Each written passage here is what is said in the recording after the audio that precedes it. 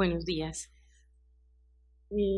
Agradezco la invitación para hablar sobre este tema porque en realidad no es algo muy taquillero, pero de gran importancia y les pido disculpas por la voz, pero he tenido una gripa horrible en estos días. Bueno, les voy a contar la experiencia que hemos tenido nosotros con higiene de manos y algunas cosas nuevas que hay. En realidad no hay mucha tecnología de punta ni mucha innovación, es un tema muy sencillo, muy básico, pero en las cosas sencillas y simples muchas veces está como la importancia de las cosas.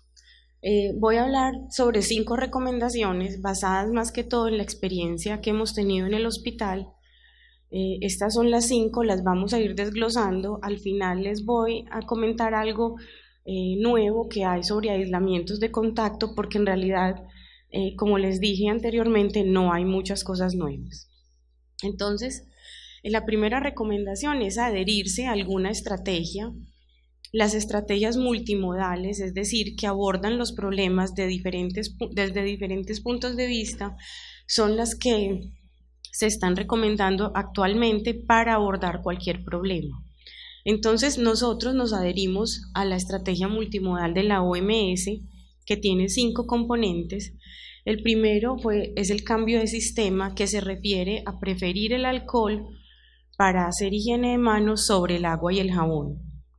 Educar y capacitar, observar y retroalimentar, poner recordatorios en el hospital, en todo el lugar de trabajo donde se atiendan pacientes, debe haber recordatorios sobre higiene de manos, y trabajar todo esto en un clima de seguridad institucional. Entonces, en esta página web ustedes pueden encontrar todo de forma gratuita y los van llevando paso a paso sobre cómo implementar la estrategia.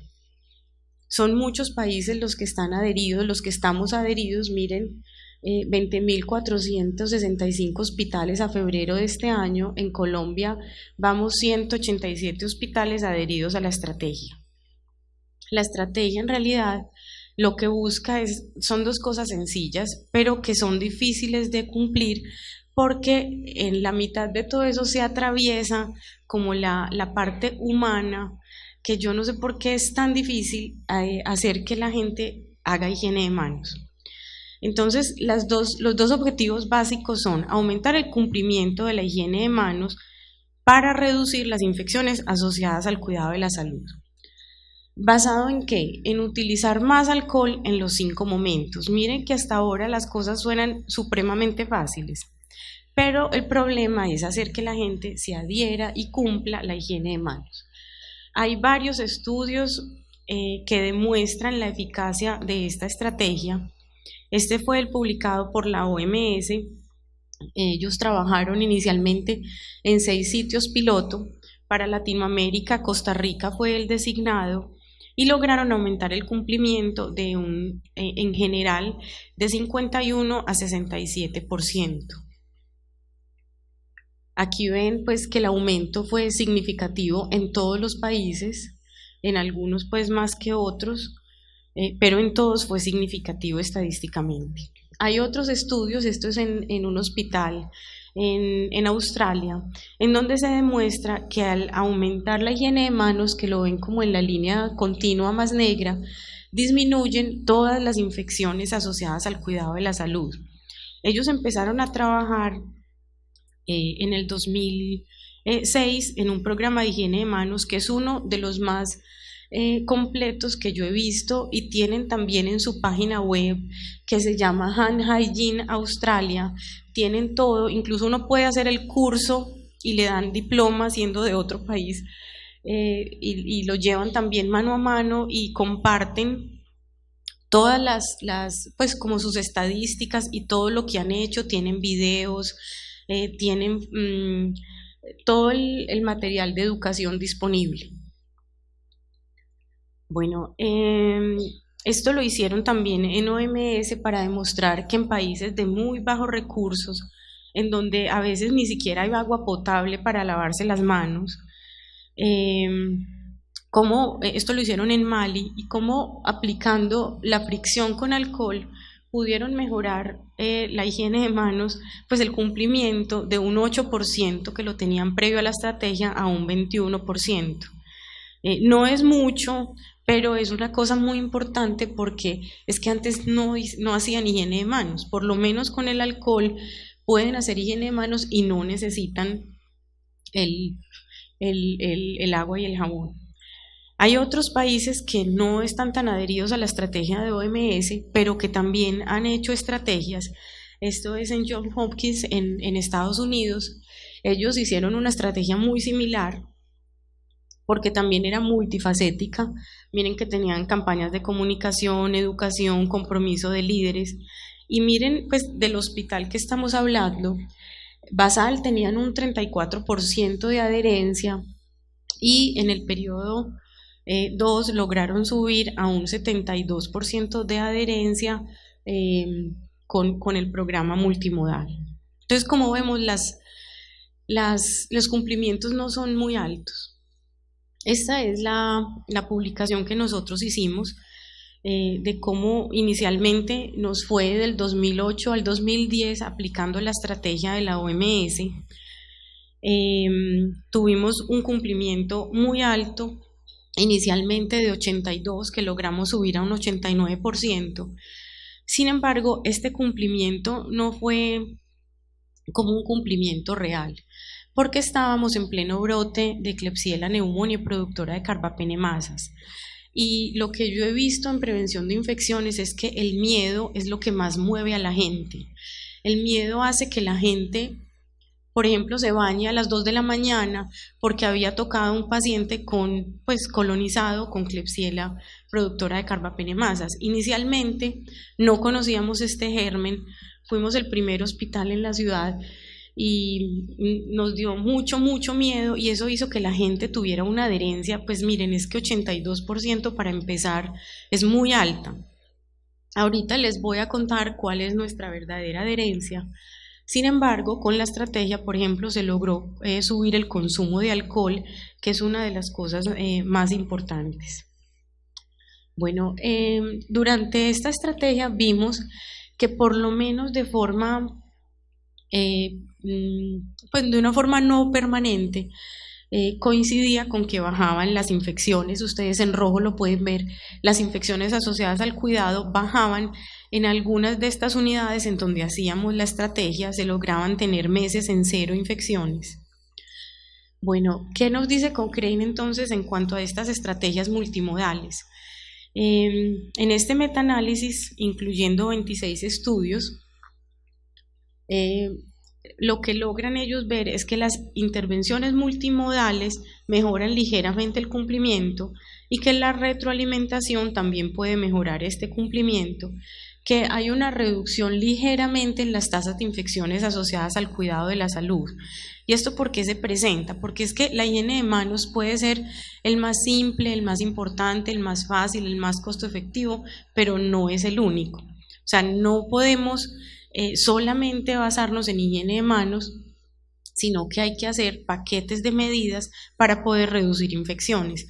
Todo esto, juntado con la higiene de manos, es lo que hace que disminuyan las infecciones. ¿Qué hay de nuevo en la estrategia? Entonces, cada año en OMS proponen un tema para hacer la campaña del 5 de mayo, que es el Día Mundial de la Estrategia. Este año la campaña está dirigida a prevenir la sepsis. En esta página web, como les digo, pueden encontrar todo. Aún no ha salido la publicidad en español, debe estar pronta para salir, y ahí pueden encontrar todos los descansapantallas, pueden encontrar los pósters en español. También están haciendo desde hace unos años esta campaña en redes sociales. Bueno, la segunda recomendación es utilizar más alcohol, que debe ser un alcohol bueno. Y un alcohol bueno se define porque tenga pruebas de eficacia comprobadas y tolerabilidad en el personal comprobada. Es muy importante que al personal le guste el alcohol, que no sea muy oloroso, que no sea muy pegotudo, que se seque rápido. O sea, todo eso es importante porque sobre todo el personal de enfermería va a tener muchísimos contactos al día con ese alcohol. Recordar que el alcohol tiene muchas ventajas, es el más eficaz de los productos para higiene de manos, es un microbicida rápido, es el menos alergénico, es económico, ecológico, nos ahorramos el jabón, nos ahorramos el agua, la toalla desechable, y lo puede poner uno hasta en el bolsillo de los trabajadores de la salud. Recordar que no es eficaz contra esporas, por eso en brotes de Clostridium y en pacientes que tengan diarrea o Clostridium debemos lavarnos las manos para hacer un barrido mecánico. No tiene efecto persistente como si lo tiene la clorhexidina, pero por eso hay productos para higiene de manos quirúrgica que vienen alcohol más clorhexidina, que tiene la ventaja de la eficacia del alcohol más la acción prolongada de la clorhexidina. Y esto es muy importante, no se debe usar en manos visiblemente sucias. Aquí ven cómo el alcohol es mucho más eficaz que los otros productos. Es muy importante demostrarle a la gente la eficacia, y esto pues lo han hecho en muchas partes, nosotros también lo hicimos, y es hacer cultivos de las manos del personal, y después de hacer higiene de manos con alcohol, volver a cultivar las manos y demostrarles la eficacia del alcohol. Esa flora transitoria que tenemos en las manos desaparece, se muere con el alcohol. ¿Qué hay de nuevo en cuanto a productos de higiene de manos? Recientemente la FDA sacó un comunicado en donde se prohíbe el uso de triclosan en cualquier producto para higiene de manos que se utilice en los hospitales.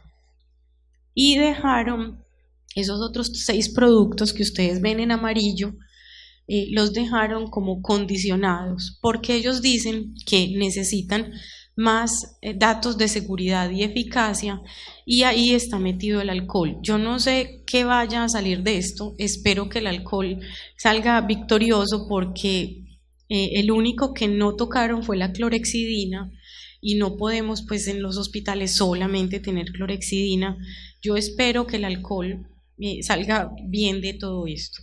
Este es el comunicado de la FDA, en donde incluyen 24 productos, que 23 de ellos prácticamente no se usan. El más importante es el triclosan, no se debe usar en el ambiente hospitalario, e idealmente, por lo que les voy a mostrar, no se debería usar en ningún ambiente.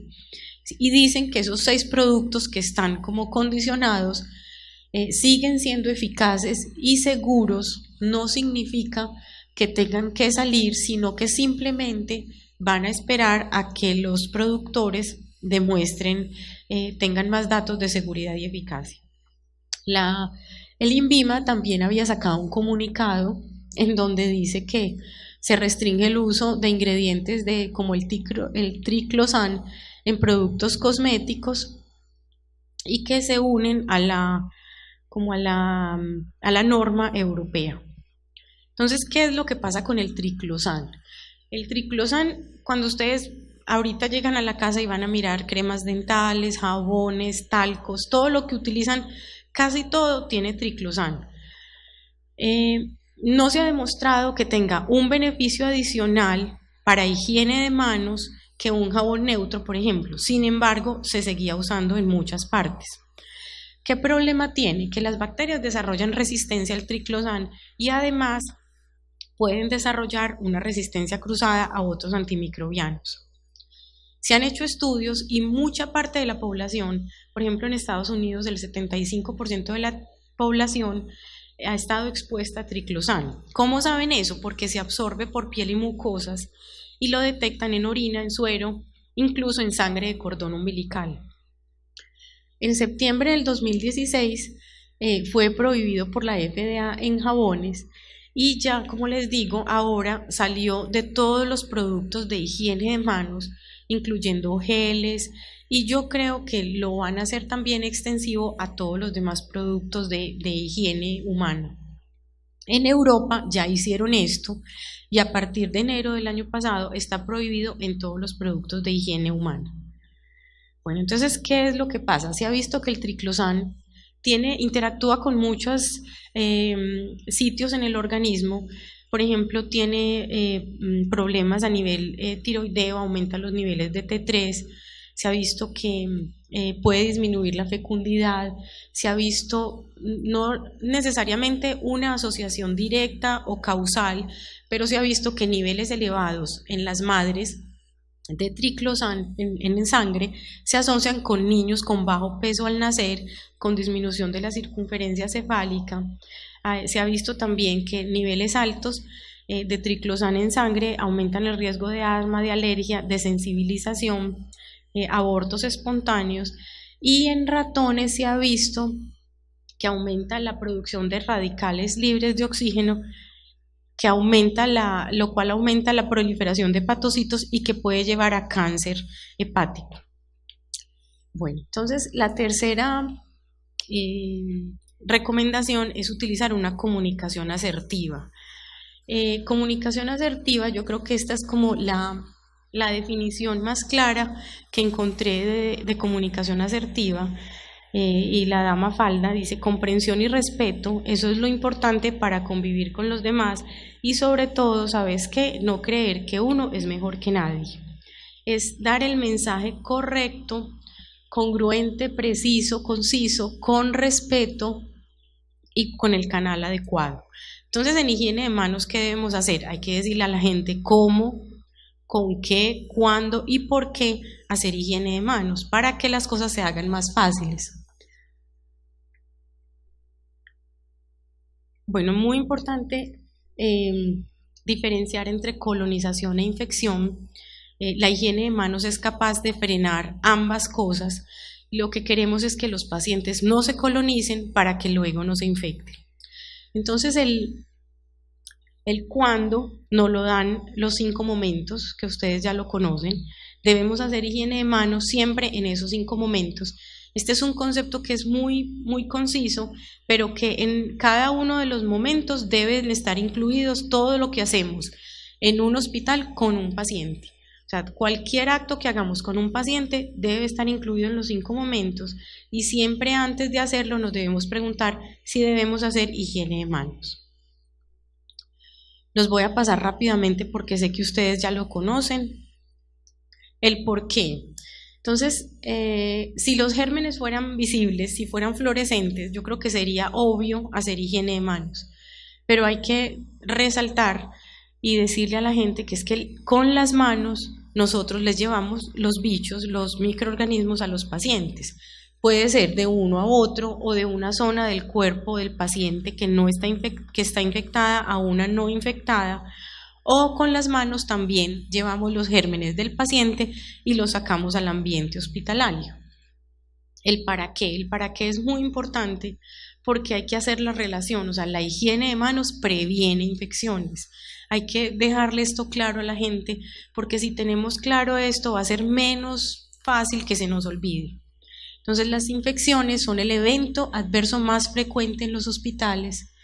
En países desarrollados puede tener una prevalencia del 7.6%, pero en países como el nuestro pues varía, pero puede ser tan alto como el 19%, y si el paciente está en UCI, tiene un riesgo hasta del 30% de sufrir alguna infección asociada al cuidado.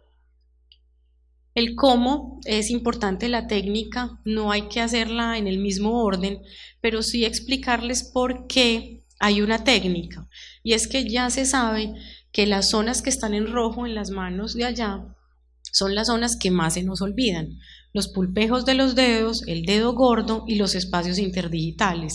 Entonces, por eso la técnica de OMS incluye todos estos lugares. Recordar que es rápido, 20 a 30 segundos, dejarlo secar. ¿Qué hay de nuevo entonces para la técnica? Este aparatico que en realidad no es algo nuevo, porque ya desde hace tiempos habíamos utilizado fluorescencia. Lo que sí es nuevo pues es la tecnología y poder meter las manos en un aparatico que se llama Hand in Scan, y después de aplicarnos un producto fluorescente, el computador nos va mostrando si hicimos o no adecuadamente la higiene de manos. Entonces pueden ver aquí como los lugares de la mano, los sitios de la mano que están en rojo son lugares en donde no pasó el alcohol y la higiene de manos quedó mal hecha. En la otra vemos que la higiene de manos está bien hecha y que casi pues el 100% de la superficie de la mano está con alcohol. Entonces es una forma muy visual y fácil de enseñarle a las personas a hacer higiene de manos. Este producto está disponible en Colombia, hay una empresa que lo está promocionando. Bueno, y lo otro que es importante es decirle a la gente que para casi todo en el hospital vamos a utilizar alcohol, pero que hay ciertas indicaciones de lavarnos con agua y jabón, y es cuando tengamos las manos visiblemente sucias en pacientes con diarrea o con Clostridium y después de ir al baño. La cuarta recomendación es tener un buen equipo, un equipo que sea persistente, porque los que han trabajado en prevención de infecciones saben que no es fácil, que la gente se agota y uno también se agota como de insistir. Es muy importante que esos equipos sean multidisciplinarios e incluyan médicos, porque enfermería tiene una ventaja y es que se adhiere fácilmente a las medidas, pero el personal médico no. A los médicos hay que insistirles más, hay que mostrarles la evidencia, hay que, pues no sé, es más difícil con el personal médico. Hay que entrenar observadores, hay muchas formas de hacer observaciones, y ustedes van a ver la literatura llena de observaciones, de formas de hacer observación, incluso con cámaras, con dispositivos en las escarapelas del personal, formas muy electrónicas, y eso pues tiene sus ventajas, pero la principal desventaja para nosotros es que es costoso. Entonces la observación directa con retroalimentación es lo que a nosotros nos ha dado resultado. Hay que formar líderes en prevención de infecciones y hay que tener jefes comprometidos.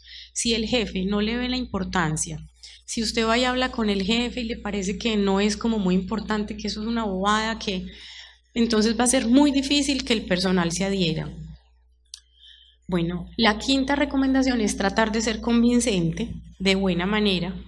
Hay que tener creatividad, hay que tener buena publicidad, por eso nosotros nos hemos adherido a la OMS, porque en realidad sacan todo de una forma pues, que es agradable a la vista y eso le gusta a la gente. La retroalimentación, como les digo, debe ser inmediata y amigable. A la gente no le gusta que la regañen, no le gusta que le reclamen, no le gusta que le señalen el error.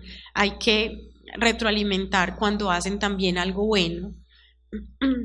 Nosotros lo que hacemos es que la persona que hace estas observaciones siempre lleva los bolsillos llenos de confites. Entonces cuando la gente hace algo bueno, le da un confite, y cuando no, entonces a veces no se lo da. La gente la persigue por el confite, pero yo creo que es mejor que la recuerden como la del confite, que no la policía que los está señalando por algo que hicieron mal. Bueno, las campañas deben ser repetitivas y los refuerzos positivos son mejores que los refuerzos negativos. Los refuerzos negativos pueden funcionar inmediatamente, pero a la gente le da rabia cuando no la están mirando, entonces no se va a hacer la higiene de manos. Es mejor reforzar positivamente. Educación es muy importante, desde chiquitos empezar a educar en higiene de manos. Como les digo, el refuerzo positivo a nosotros nos ha funcionado, dar algunos reconocimientos, la gente se motiva con esto y nos han criticado porque pues es que es el deber ser, pues sí es el deber ser, pero igual no lo hacemos. Entonces es más fácil si la gente tiene un recuerdo positivo de higiene de manos y no le da rabia cada vez que se tiene que hacer higiene de manos, sino que tiene algo positivo para recordar. Una de las campañas que hicimos, y esto se ha hecho en varias partes también, es saber por qué la gente no se hace higiene de manos. Miren las razones, esto era obviamente una encuesta anónima, pero las razones que nos dieron fue pereza, falta de tiempo, falta de alcohol, falta de hábito y olvido. Entonces, la falta de alcohol, pues uno la soluciona muy fácil, ¿no es cierto? Uno pone dispensadores, da tarritos de alcohol, eso no tiene problema. Pero ¿qué hacemos con las otras 4 si eso es puro comportamiento humano? Entonces hay que trabajarle a la gente, hay que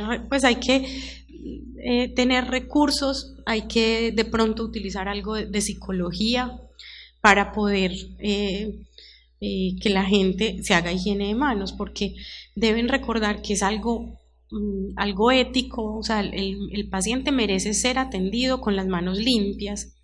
De pronto es algo a lo que hemos recurrido nosotros, como a la ética de la medicina, porque cómo le quita uno la pereza a la gente de hacer higiene de manos. Bueno, esto era lo que yo les quería contar. Nosotros tenemos 2 cumplimientos. Uno que es el advertido, que es súper bueno, 91.5%, esto es demostrar en todas partes. Sin embargo, cuando hacemos las observaciones inadvertidas, que la gente no sabe que la estamos observando, ese es el cumplimiento real y tenemos un 72%. Entonces hay que recordar que esto es normal, esto pasa en todas partes, esto se llama efecto observador, eso es comportamiento humano. ¿Qué es lo que uno debe tratar de hacer? Mostrarle a la gente para que le dé, pues no sé, se conmuevan, les dé un poquito de pena, tratar de llamar, como de tocar algo en cada persona para que, aunque no la estén mirando, haga higiene de manos. Y que podamos llegar a ser tan maduros que no necesitemos la recordación para poder hacerlo. Bueno, finalmente, en precauciones de contacto, en aislamientos de contacto, ¿qué hay nuevo? En realidad, pues no es mucho, la guía del CDC es del 2007 y pues en verdad no la han actualizado, eso no cambia mucho, solamente encontré esta, que es una guía de expertos de la Sociedad Americana de Epidemiología Hospitalaria. Ellos dicen que no es una guía normal, es una guía de expertos porque no hay suficiente evidencia para hacer las recomendaciones que ellos hicieron. Ellos hicieron una encuesta en todo Estados Unidos de qué hacían las personas con los pacientes que estaban colonizados o infectados por gérmenes multiresistentes y a partir de ahí hicieron las recomendaciones. Entonces dieron recomendaciones sobre 4 microorganismos que son estafilometicilino resistente, Enterococcus resistente a vancomicina, Clostridium y enterobacterias multiresistentes, refiriéndose a las productoras de carbapenemasas, beta-lactamasas de espectro extendido, y hay algunas que son multidrogoresistentes, es decir, resistentes a 3 o más grupos de antibióticos. Entonces, para estafilo, ¿qué dijeron? Si en su hospital decidieron hacer aislamiento de los pacientes con estafilo, ellos no dan recomendación para el inicio del tratamiento, del aislamiento, sino para la finalización del aislamiento. Entonces, recomiendan hacer cultivos de colonización para guiar el retiro. Dicen que de 1 a 3 cultivos sería como lo adecuado. Dicen que posiblemente en fosas nasales es como el sitio donde debemos hacer el cultivo, que si la tasa es baja, y ese es otro problema, vayan a encontrar definición de tasa alta o baja, pues es difícil, pero que si la tasa es baja, retirar el alta, solamente aislar durante la hospitalización y retirar el aislamiento al alta. Y de pronto en instituciones de cuidado crónico o con herida crónica supurativa, sí, dejar el aislamiento durante 6 meses. En Enterococcus resistente a banco, también dicen pues que al finalizar el tratamiento, hacer 1 a 2 cultivos rectales con espacio de 1 semana. Si estos son negativos, se podría suspender el aislamiento, pero que hay que tener cuidado con pacientes altamente inmunosuprimidos cuando las tasas son altas, cuando los pacientes tienen trasplante, neutropénicos o están en unidades de quemados, posiblemente se necesite dejar el aislamiento durante toda la hospitalización. En enterobacterias multiresistentes, entonces dicen que el aislamiento de contacto se debe iniciar inmediatamente se detecta la infección o la colonización por primera vez. En beta-lactamasas de espectro extendido, individualizar. Hay muchos hospitales en donde ya no se aíslan este tipo de gérmenes, pero lo que ellos recomiendan es pues tener estas 3 consideraciones: que hayan pasado más de 6 meses después del último cultivo positivo, que no haya infección, obviamente pues por este germen activa en ese momento, y que haya 2 cultivos rectales negativos con una diferencia de 1 semana. Y cuando hay gérmenes productores de carbapenemasas o que sean solo susceptibles a 2 o menos clases de antibióticos, mantener el aislamiento de contacto indefinidamente. En Clostridium, entonces lo que dice pues la guía es que al menos 48 horas después de resolver la diarrea, hasta ahí debe estar el paciente hospitalizado. Sin embargo, si la tasa es muy alta o hay brotes, se debe mantener durante toda la hospitalización. Y dicen que no hay evidencia para volver a aislar al paciente en un reingreso. No hay evidencia, pero es política de cada hospital. Bueno, para terminar, entonces, algunas reflexiones sobre prevención de infecciones, y es que la enseñanza de prevención de infecciones se debe impartir desde las facultades de ciencias de la salud. Loro viejo no aprende a hablar, es más difícil ya cuando llegan a ser neurocirujanos, a ser cirujanos cardiovasculares, es más difícil ahí mostrarles la eficacia, la evidencia de la higiene de manos. Debe ser desde chiquitos. Es una cuestión ética y así se le debe presentar a la gente. O sea, el paciente merece ser atendido con las manos limpias. Se debe desarrollar el hábito. El compromiso de los jefes es indispensable y el refuerzo positivo es mejor que el castigo. Muchas gracias.